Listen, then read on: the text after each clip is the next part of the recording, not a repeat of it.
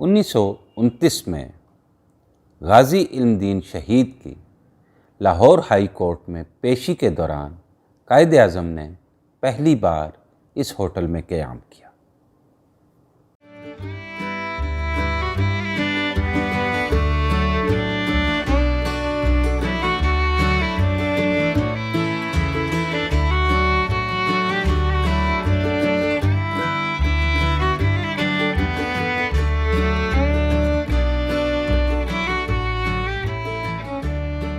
मेरे कदम उन्हीं रास्तों पर उठ रहे थे जहाँ से कुछ बड़े लोगों का गुज़र हुआ था। कमरा नंबर 101। मैं उस कमरे की समत बढ़ रहा था जहाँ वो शख्स ठहरा था जिसने तारीख़ का धारा तब्दील कर दिया, जिसने उन लोगों को ज़मीन से उठाया जिनसे उनका अपना आप भी छिन चुका था, जो खौफज़दा नज़रों से अपने आने वाले कल को देख रहे थे।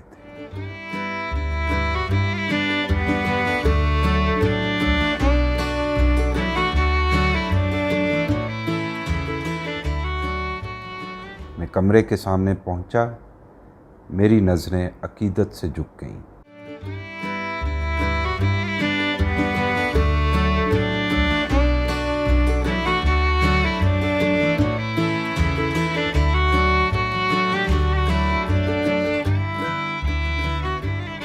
जहाँ मेरे कायदे आज़म ठहरे थे, मेरे अपने कायदे आज़म, और ये लक़ब उन पर जचता भी था। वो वाकई अजीम कायद थे। 1929 में गाज़ी इल्मदीन शहीद केस की लाहौर हाई कोर्ट में समाअत के दौरान कायदे आज़म ने पहली बार यहाँ क़याम किया।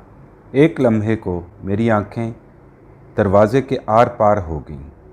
एक कमज़ोर शख्स फाउंटेन पेन से नोट्स बना रहा है, केस के मंदरजात को नोट करता जा रहा है।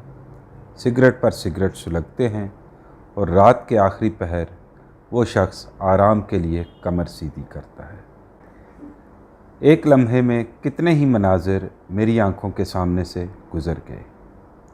देखता हूँ तो मेरे सामने वही कमरा मौजूद है जहाँ वो शख्स ठहरा था जिसने मेरे वजूद, मेरे मज़हब और मेरी हैसियत को महफूज बना दिया।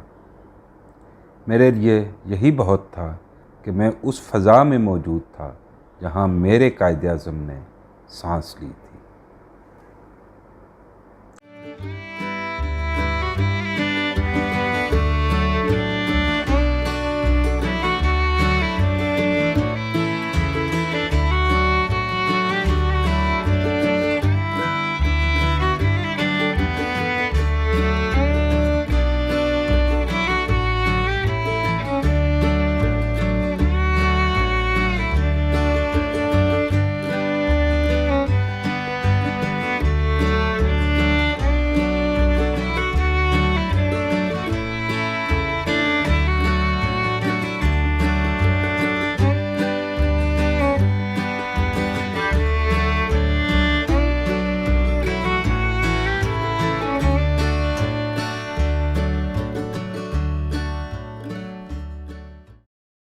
फ्लैटीज़। आज हम फ्लैटीज़ होटल में हैं, जहाँ तारीख़ की सरगोशियाँ सुनाई देती हैं, जहाँ आईने आज भी मुंतज़िर हैं कि कोई अपनी आँखों में आँखें डालकर कह सके कि हाँ, मैं अजीम हूँ। जहाँ तस्वीरें बोलती हैं और जहाँ इंसान हैरत से खामोश हो जाया करते हैं, जहाँ से कई अजीम लोगों का गुज़र हुआ है, जहाँ पर कई अजीम लोग ठहरे और फिर अपने अपने सफ़र पर रवाना हो।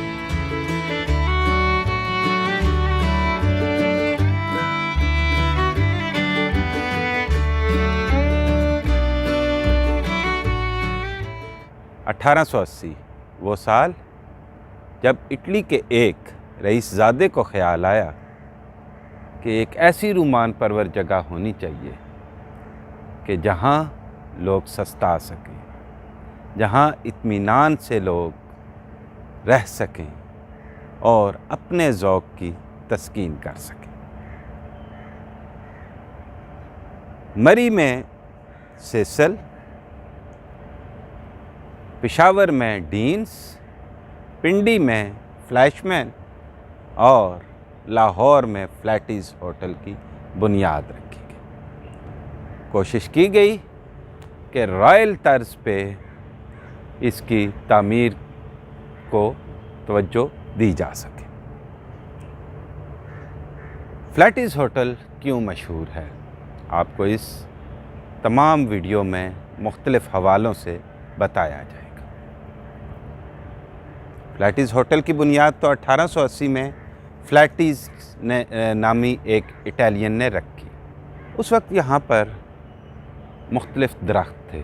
मकामी हिंदुओं का ये अकीदा था कि इन दरख्तों पर पाकीज़ा रूहें मौजूद हैं। इन पाकीज़ा रूहों से अगर छेड़छाड़ की जाए तो वो इंसान की बदहाली और बर्बादी का सबब बन सकती है। फ्लैटीज़ को इस बारे में तंबीह की गई और नसीहत की गई कि वो ऐसा ना करे, लेकिन वो अपने काम में जुटा रहा। मुख्तलिफ़ दरख्तों को काट दिया गया और होटल की बुनियाद रखी गई। उसके बाद आहिस्ता आहिस्ता फ्लैटीज़ की बदहाली शुरू हो गई और फ्लैटीज़ होटल भी उसी तरीके से बर्बादी का शिकार होना शुरू हो गया, बैंकरप्ट हो गया। और उस वक्त में रावलपिंडी के एक सेठ, बल्कि सेठ नहीं, उनके अपने क्लर्क मोहन सिंह ओबराय, उन्होंने दरख्वास्त की कि इस होटल के कुछ शेयर्स, बल्कि ज़्यादातर शेयर्स उसको दे दिए जाए।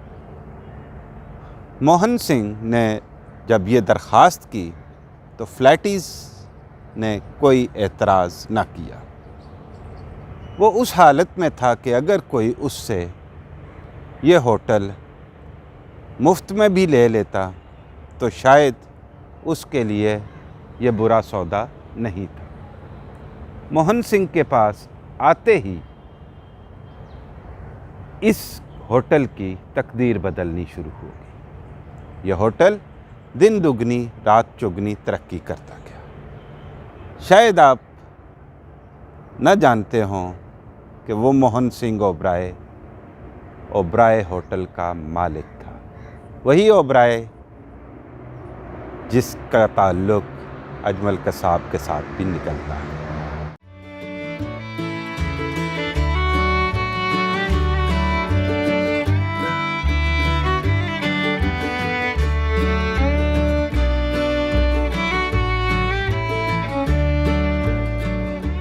हैरत की बात यह है कि फ्लैटीज़ का बेटा उसी ओबराय के पास मैनेजर के तौर पर भी काम करता रहा। अगर वो पाकिस्तानी होता तो शायद इस ऑफ़र को कबूल ना करता, लेकिन फ्लैटीज़ के बेटे को इस काम में बिल्कुल भी शर्म ना आई और वो सुकून से अपनी ज़िम्मेदारी निभाता रहा।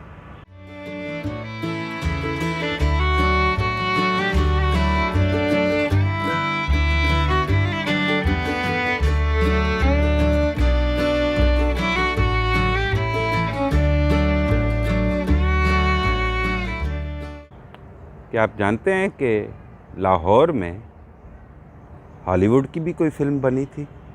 शायद आपके लिए यह एक नई बात हो, लेकिन ऐसा हुआ ज़रूर। ये कोई आज की बात नहीं, 1954 की बात है। 1954 में हॉलीवुड की एक फ़िल्म भवानी एक्सप्रेस के लिए पूरा क्रू यहाँ पे आया। फ्लैटीज़ होटल में उसने क़याम किया और उनमें से एक एवा गार्डनर भी थी। इस क्रू ने लाहौर के रेलवे स्टेशन में भवानी एक्सप्रेस की शूटिंग की। वहाँ मौजूद बोर्ड के सामने भवानी का बोर्ड लगाया गया और इसकी शूटिंग मुकम्मल की।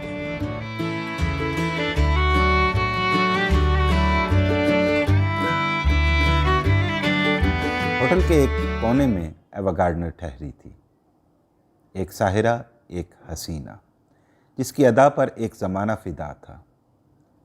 लाहौर की गलियों में उसने भी कदम रखे। पाकिस्तान में बनने वाली हॉलीवुड की पहली फिल्म भवानी जंक्शन थी, जिसमें लाहौर रेलवे स्टेशन के कई मनाज़र को फिल्म बंद किया गया। भवानी जंक्शन की शूटिंग के दौरान जब पूरा क्रू इस होटल में ठहरा तो ये हसीना भी उसके हमराह थी। हुस्न मिट भी जाए तो यादगार छोड़ जाता है। आज भी इस होटल के बरामदों में उसके परफ्यूम की खुशबू को महसूस किया जा सकता है। हाँ, इसके लिए आपका बाज़ौक़ होना पहली और आखिरी शर्त है।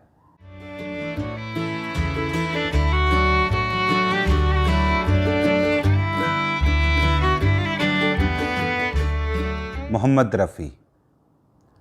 इस होटल की राहदारियों में उनकी सुरीली आवाज़ भी गूंजती रही। गली के एक फ़कीर के सुर से सुर मिलाने वाले मोहम्मद रफ़ी को मालूम ही न था कि एक दिन वो मौसीकी की दुनिया पर छा जाएंगे। भोले भाले मासूम सूरत वाले मोहम्मद रफ़ी जब तान उठाते तो बड़े बड़े उस्तादों को पीछे छोड़ दिया करते थे। पंडित नेहरू ने उनकी खिदमात के एवज़ उनको कुछ पेश करने की ख्वाहिश का इजहार किया तो उन्होंने फ़कत इतना कहा, रेडियो पर मेरा मुकम्मल नाम पुकारा जाए, मोहम्मद रफ़ी मेरा मुकम्मल नाम। आकाशवाणी आज भी रफ़ी के साथ मोहम्मद लगाना नहीं भूलता। आंखें बंद करता हूँ तो मोहम्मद रफ़ी मेरे सामने आ खड़े होते हैं। मैं मबहूत होकर फ़कत इतना कह पाता हूँ, मदीने वाले को मेरा सलाम कहना। मोहम्मद रफ़ी सर हिलाते हैं और मंज़र टूट जाता है। न जाने मेरा सलाम पहुंचा या नहीं, लेकिन हाँ, ज़रूर पहुंचा होगा, क्योंकि अगर रफ़ी मोहम्मद को नहीं भूला तो मोहम्मद उसकी बात को कैसे भूल सकते हैं। यहाँ की राहदारियों से मोहम्मद रफ़ी का भी गुज़र हुआ।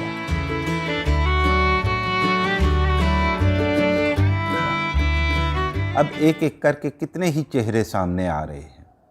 दिलीप कुमार, एक ज़माने को अपनी अदाकारी से मशहूर करने वाला अदाकार। राज कपूर, जिसने दिलीप कुमार के अहद में अपनी अलग पहचान बनाई। मार्लन ब्रांडो, जिसने गॉडफादर जैसी फिल्म में और उसके किरदार को अमर कर दिया।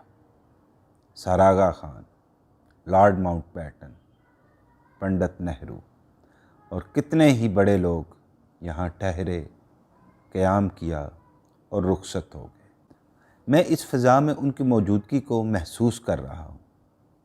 यूँ लगता है कि वो लोग कहीं न कहीं से मुझे झांक कर देख रहे हैं। मैं तेज़ कदमों से बाहर निकल आता हूँ। गाड़ियों, रिक्शों और लोगों का हजूम मुझे अपने आप में जज्ब करने के लिए बेचैन है। मैं तेज़ी से हजूम का हिस्सा बन जाता हूँ, क्योंकि मैं एक आम इंसान हूँ और हजूम में शामिल होना ही